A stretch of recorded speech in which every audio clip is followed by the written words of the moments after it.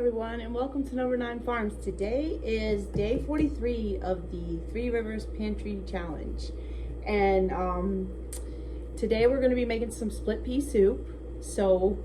But I have something else that I showed you all yesterday with the PVC pipe. Let me show you this.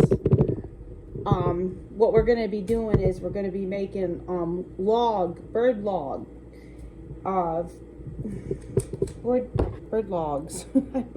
seed logs. Okay, let me get it out for our birds outside. And I have a log. It's what it's called, a log feeder. Sometimes people call it, but it's basically they sell them at Walmart, and it's like a little metal thing. I'll go get it and show it to you. But what I've done is I've cut the parchment paper out. It's just holding your tube, and this is a dowel rod. It has that color ends. I think it was 3/4 inch. And you can get any size, but this was going to be the size that was going to fit over my log feeder. And also you could just make these and hang up out in the tree. You don't have to use the log feeder, or maybe you already have one. But you just want to measure out your parchment paper or wax paper, just about like that, enough that, of course, your inside diameter is a little bit less, but it's a 4-inch pipe. And I'll link the videos that I saw before. Like one of them showed up on my YouTube one day, and when it did, I looked at it, and that's where I learned about the log feeder, because honestly I'd never had seen it. And even all the times I'd been at Walmart and saw this thing, I guess I saw it, I was like, oh my gosh, there it is. So you know how it is. You see something, and so you just want to fit it in the inside of your feeder here, or your piece of PVC pipe. And you probably have some of this like laying around if you've done any kind of plumbing work recently, or like Bruce, you like to have all this extra stuff around just in case. And then I'm using a saucer. Put that there. Of course, if you had a lid or something that you would work to, like a Tupperware lid or something. And then I've got, like I said, the dowel rods. Bruce cut all of them yesterday, and all the pipes. And what we're going to do first is we're going to use, I couldn't find the Knox gelatin, but I do have some of this here, right up here on the counter.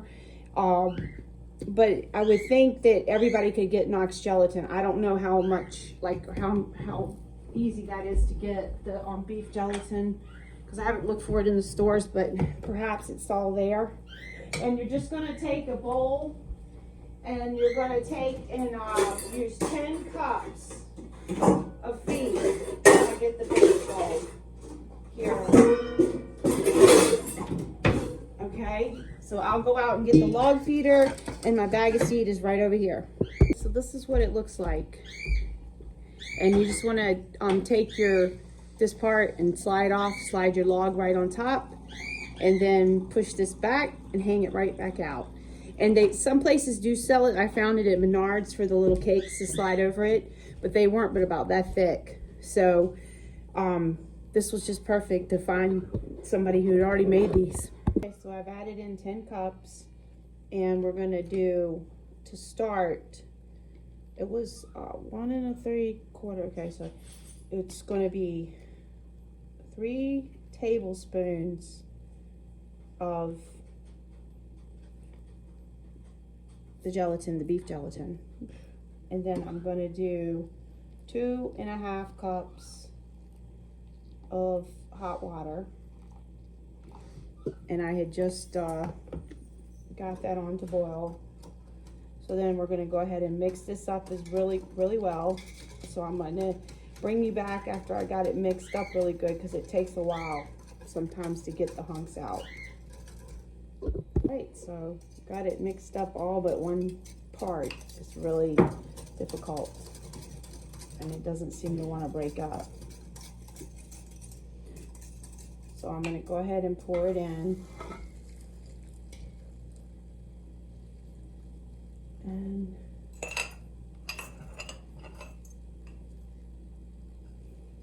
set that aside. And you're going to need a wooden spoon to stir it up. And this is the fruit and nut blend. So this is what my birds seem to like. You notice my birds, the birds that come to the feeder. We bought all kinds of different types, but this one they seem to really like the most. And if it gets to be like it's too thin, you can add in other things like this bag of peanuts that I have here, or other seeds that you might have, or even some of the types that they seem to throw out. A lot of times when they're mixed in like this, they don't seem to throw them out as much. Also, with my soot cakes, I use peanut butter. So if you want to add some of that, you could, just a little bit. So that's pretty good and stirred up. And this one even had a whole peanut in it. So, shell and all. All right, so now what you're gonna do is, if you have a wide mouth funnel, you could add that in. That would help to get all the seed right in the hole.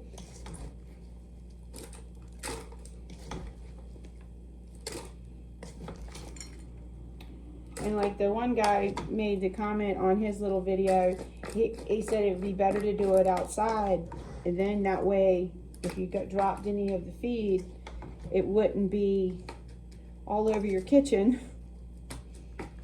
Okay, pull that out, and I could put a little bit more in there. I don't want it to go all the way to the top. And now you're gonna wanna find something that could push it down. Like even like something like this would be perfect, a water bottle. And you just wanna coat. Can you see it? Yeah. Okay. And now I wanna take and add in one of the dowel rods.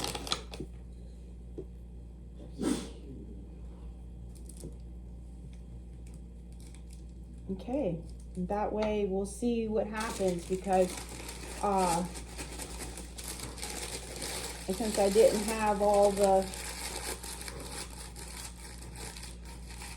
gelatin that I wanted to use, the container of Knox gelatin, which I have it, I just don't know where he's put it. And I literally spent an hour looking for it. And then I thought about, well, okay, what can I do? So that's when I remembered I had this up here. So we shall see. This one didn't seem to mix in as good because it was probably because it was the fruit and nut, and it doesn't have as much to absorb from other seeds. So I'm gonna put this on the porch and we will check it later. Maybe today, maybe tomorrow. All right, so we're gonna do the next one now, and I think it's gonna work because I feel like a couple of pieces that had fallen on the counter here, I feel like they were sticky. So as far as like the gelatin sticky feel. So, but if it doesn't, then when Bruce gets home, he can find the Knox gelatin, but I'm pretty sure this is gonna work. All right, so I'll go ahead and get the rest of these filled up, and then we will move on to the soup. Okay, so now I'll get ready for the split pea soup. We're gonna first start off with 2 quarts of the chicken broth. And this is the one I did in October. I'm sure there's older ones down there, but it's still kind of hard to get to everything right now because with all the stuff still in the way. In fact, I went right back down there, and guess what? I found the gelatin. So that just goes to show you that step away and then come back because there it was. So the 2 jars of that, and then you're going to need about 1.5 cups of your lentils, and I'm using yellow lentils tonight. You could use the green ones, And of course, I don't see, got a half cup here. So we'll do 1.5 cups, a little bit there on a little bit extra. And then we're gonna do the celery. And when I do like the celery and stuff, I just cut off the pieces to the top. I think Rosie has done locked herself in Colby's room. I hear her. Dusty's here watching a movie because he woke up in the middle of the night sick, which is unusual for Dusty. Usually he never gets sick. And he's doing the you know, trying to heal himself right now. And then we're gonna do 3 stalks of celery, 4 carrots, and we're gonna do, I don't know, about this much of the leeks. These are the freeze-dried leeks, which I have several jars of that. And then I'm gonna use about a half of this little stick here, so it's probably about 1/3 of a cup of butter. Then we're gonna do some thyme, just about 3 teaspoons, maybe a tablespoon. And then I'm gonna cut up the ham, and it's gonna be in smaller pieces like this. And then we're gonna turn on the Instapot for 15 minutes. I'll bring you back when I've got it all in there. So I added a half a cup of ham and some freeze-dried onions right here. And I'm also adding in just about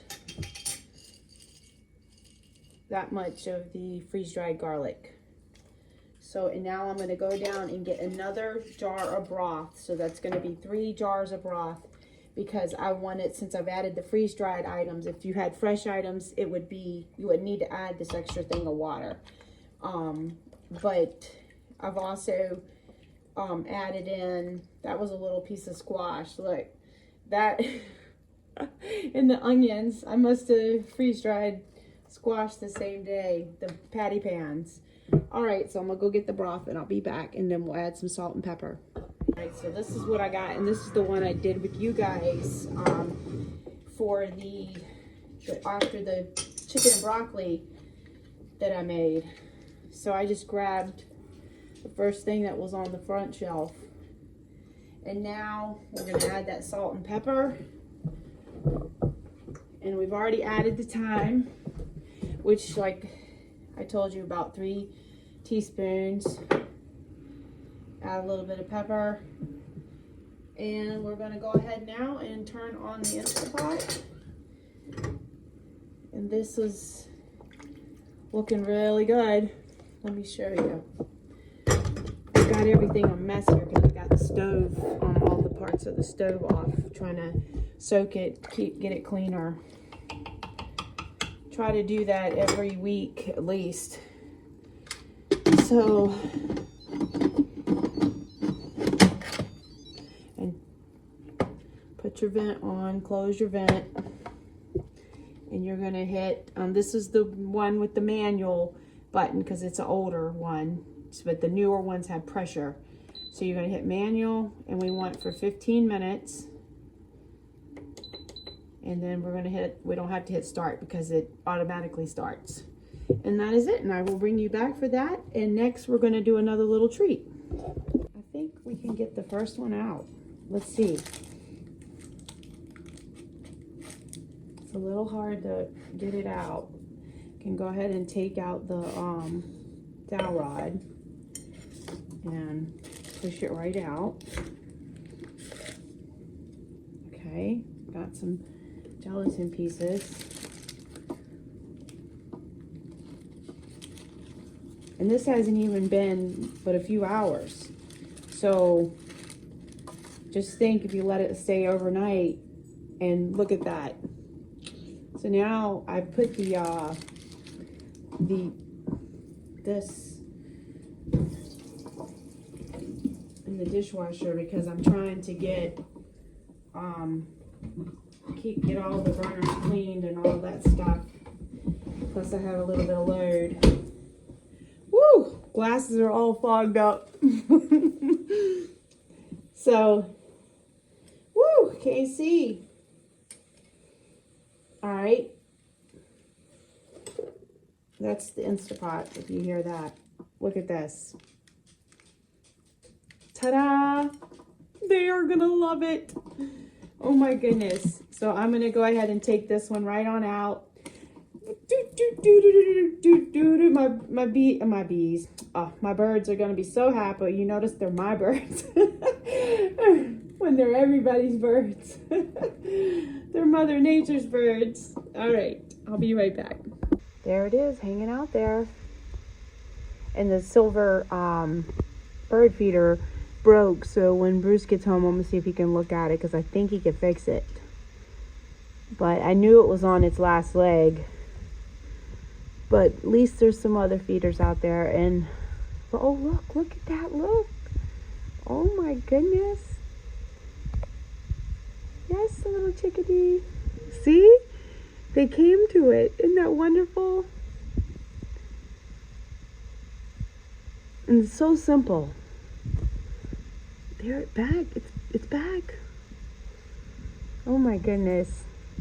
Strawberries that I bought yesterday, I'm gonna go ahead and rinse these off and dry them, and then we're gonna dip them in chocolate. And make sure you do clean off your dowel rods so you'll have them for next time. And if there's anything inside your mold, clean that too. So I bought these candy melts, and they are good. I tried them. They're actually delicious. So, which I was really surprised. But you could use any kind of chocolate you want. The trick to chocolate is you got to melt it slow, because it's basically the same temperature as your skin to melt.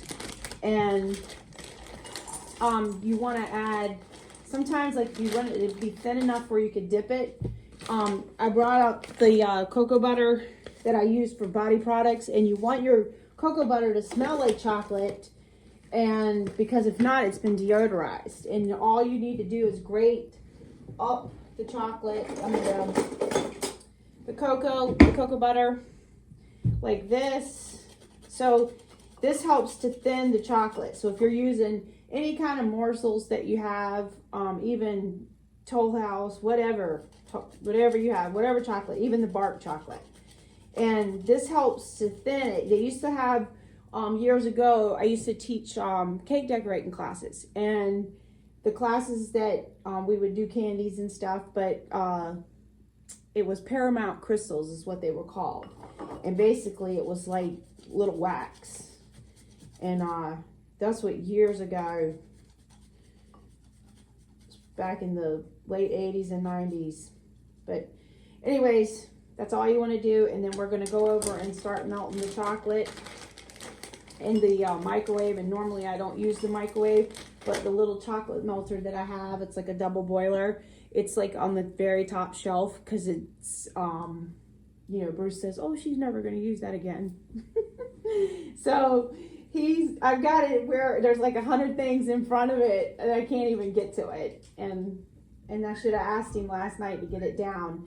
But we're going to start off with 1 minute in the microwave and then 30-second intervals. But you never want water to touch the chocolate.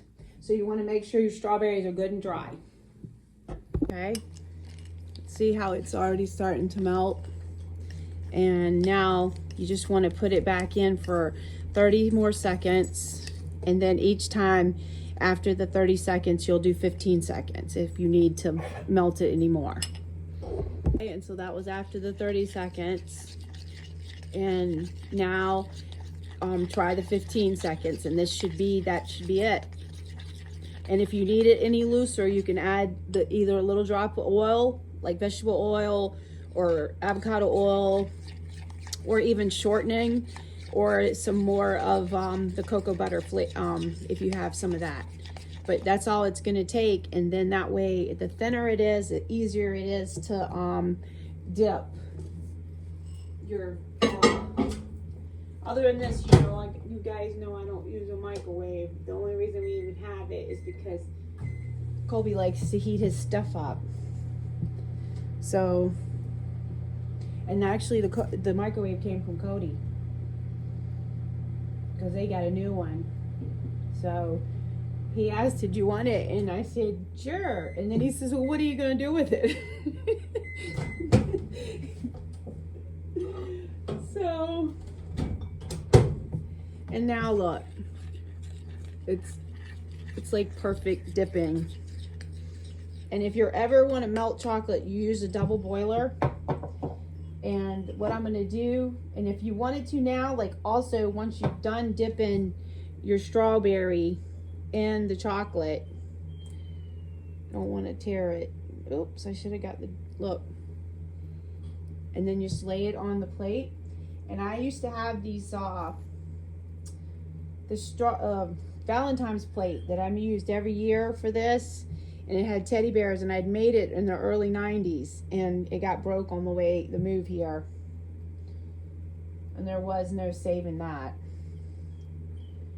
Now Rosie wants back out the minute that I get started doing something. But if you use a fork, but I was trying not to lose the green things. I should be showing you, and my goodness, I'm sorry. But yeah, if you get a fork and a little bit more chocolate, and see, that's what happens when it's got water on it. It doesn't stick, because I forgot to dry it talking, which is no good, because then the chocolate just wants to set up when it gets water in it. So now let me dry the last ones. But what I was going to say is you can melt more like white chocolate too, and then you could put it in a little Ziploc baggie. And if you don't have a cake bag, a icing bag, you could put it in that, and then you could drizzle it on there, or you could put some sprinkles on. So it's all so much fun to do. And plus I have like 2 boxes of candy molds, and I've done the hard candies and all the chocolates. And I used to make all the chocolate bunnies for the kids when they were little, the older kids, not so much the younger ones, because I've worked most of that time frame. And yeah, I worked before, but not as, I had a little bit more free time, I guess, I should say. And now, there you go. I'm going to show you when it's all done. I'll bring you back. Okay, so let's take a peek at these. Bum-ba-da-dum. And just make sure that you put, I'm going to put them in the refrigerator now, but make sure you put like a piece of wax paper down, or a parchment paper, or wax paper would be best. Or even if you have some little candy papers that are cut, you could sit them on, because I forgot to do that, because it's been a while since I've done this, but it's always fun to do it. And I thought I would eat one. Oh, piece of chocolate fell. It's so good. I can't wait for Bruce to get home and see these. Okay, so it's been sitting, and I let the steam out. So, oh, looky there. Oh my goodness. Let's see what we got.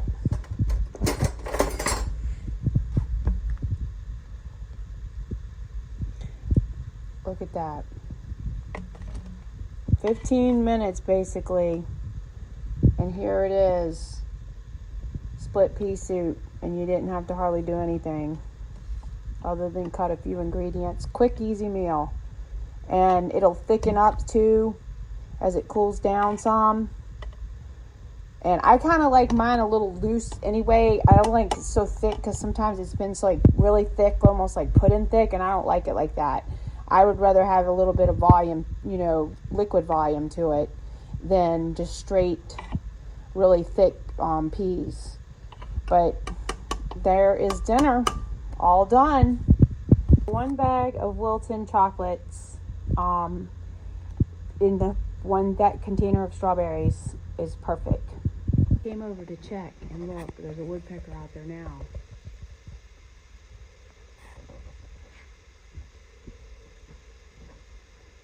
So you see that's a hit, isn't it? Woohoo! I think if you are gluten-free, I wouldn't get that chocolate. Try to get something else because my stomach is not feeling good, and I only ate that one little bit. But I'm gonna go ahead and take a bite of the soup, and so we can try that before Bruce gets home. Rosie's like, I'll try it. I'll try it. Perfect. Yes. Very, very good.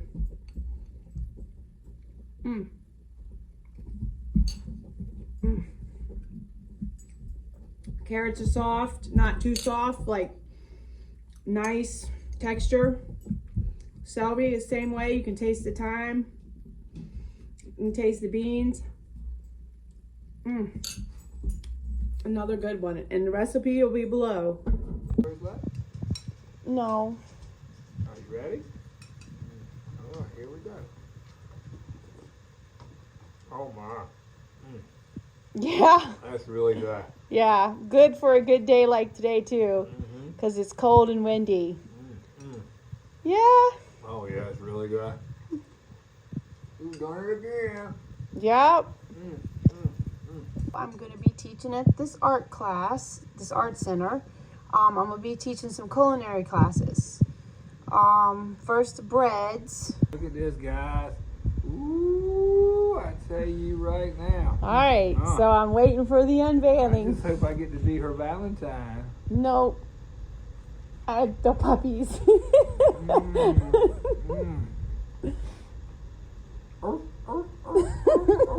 gonna be a puppy then. Oh, you'll see on Valentine's Day. What do you think? Uh-oh, don't let her get that. Well, guys, this is what happens when you eat something that you're not supposed to. And apparently, it must have been the chocolate. So, my stomach swells up really big. And I take 2 charcoal, 2 gas X, and choose some mint or a drop of mint from essential oil, and that seems to always do the trick, but it just takes a while. And then I put a heating pad on my stomach, but it works. And but Bruce says it gives me a chance to watch a YouTube video. That's right. He's gonna eat another bowl of soup. Yes, I am, but I'm going outside. You going outside? Maybe. Well, I got to check the boiler and that kind of I just wanted to tell you some other good news. So I was asked to do a podcast, and this will be my 3rd time on his podcast. He's called The Real Genius Podcast with Richard. And this time he wants to talk about the Pantry Challenge, canning, and elderberry syrup. So those are the things I'm going to talk about with him. But before, I talked about like homesteading 101 and greenhouses. I went blank for a second.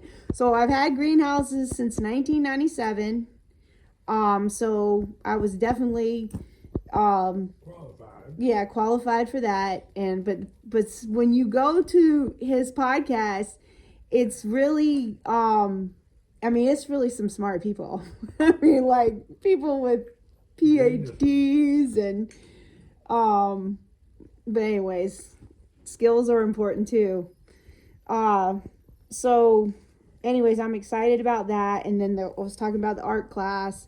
So I'm gonna be teaching the bread class. I've got like 8 weeks or something of culinary classes to teach.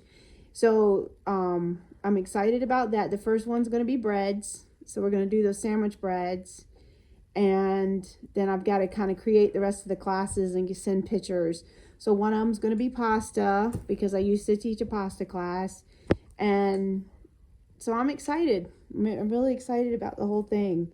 But then again, I'm like, oh my gosh, I got a lot more paperwork to do. And I don't like paperwork. So I just wanted to tell y'all about that. And then, what else? That was really it, right? I see the podcast, the classes, and it was something else. Oh yeah, the freeze dry collaboration. So that day is coming up too, February 19th. And make some mint tea. That always helps too. Just came back in from taking care of all the animals before it gets dark. But I just wanted to tell you guys goodbye and thanks for watching.